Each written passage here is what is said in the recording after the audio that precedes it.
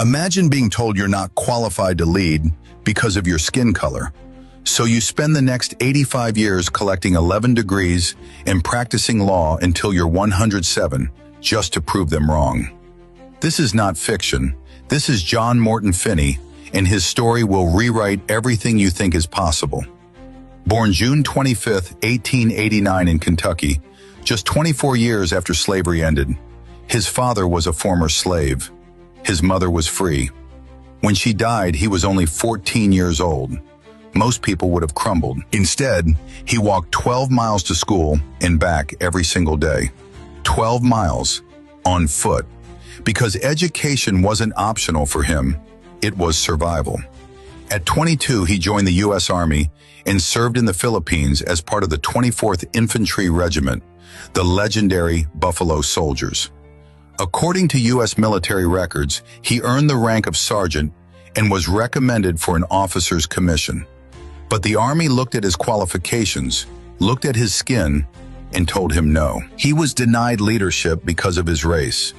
So he served again in World War I, fighting in France for a country that refused to let him lead. After the war, most men would have been broken. Not John Morton Finney. He went back to school, and he never stopped. According to Indiana University archives, he earned his first bachelor's degree from Lincoln College in 1920, then another from Iowa State in 1922, then another from Butler University in 1965, when he was 76 years old. He wasn't chasing credentials. He was dismantling every ceiling they built. He earned master's degrees in education in French from Indiana University. Then he went to law school, 5 times.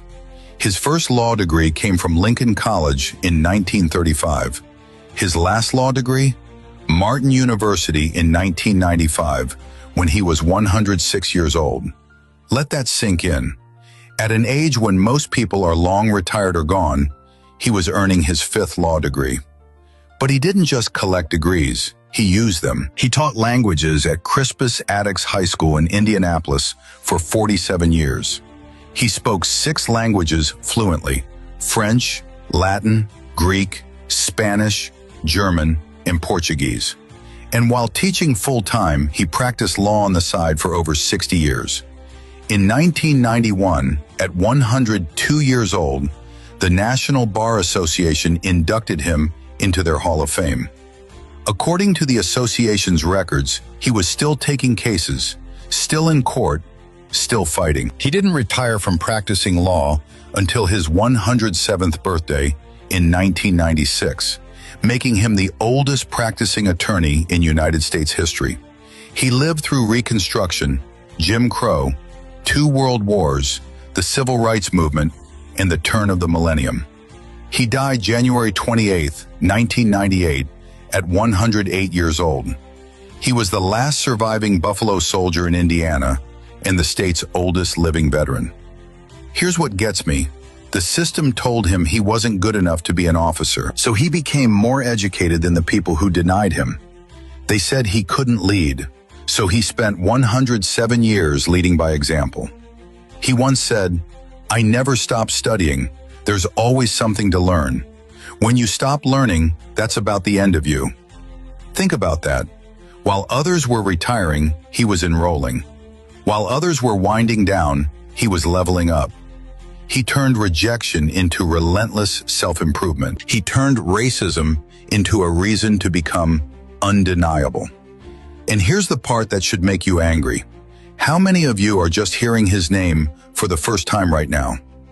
A man who earned 11 degrees, practiced law for 6 decades, spoke 6 languages, served his country in 2 wars, and lived to 108, and most of America has no idea who he is.